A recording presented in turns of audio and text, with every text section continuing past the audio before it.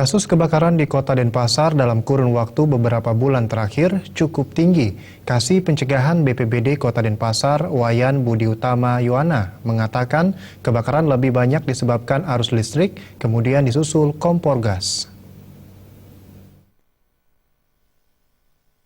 Lebih lanjut, Wayan Budi Utama Yohana menjelaskan, sejak dahulu risiko terjadinya kebakaran Kota Denpasar cukup tinggi.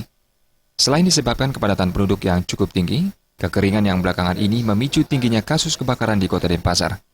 Pada November 2015, setiap minggu terjadi 5 kasus kebakaran.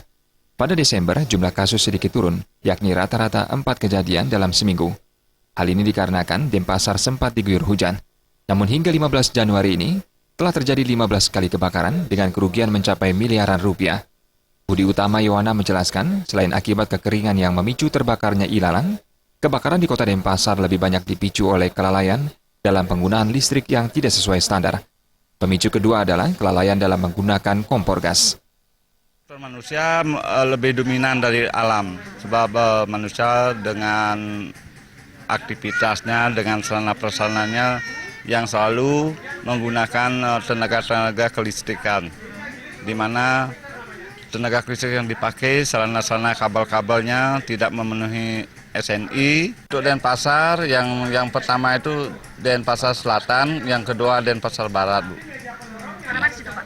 Karena di sana pemukiman yang padat penduduk yang rumahnya kumuh-kumuh, Bu. Jadi kabel itu sangat sambung-menyambung. Budi Utama Yohana berharap seluruh masyarakat Kota Denpasar harus selalu waspada dalam penanggulangan kebakaran. Salah satu upaya adalah dengan menggunakan sarana listrik ber-SNI dengan tidak menggunakan stop kontak yang melebihi kapasitas. Jenny dan Sutarda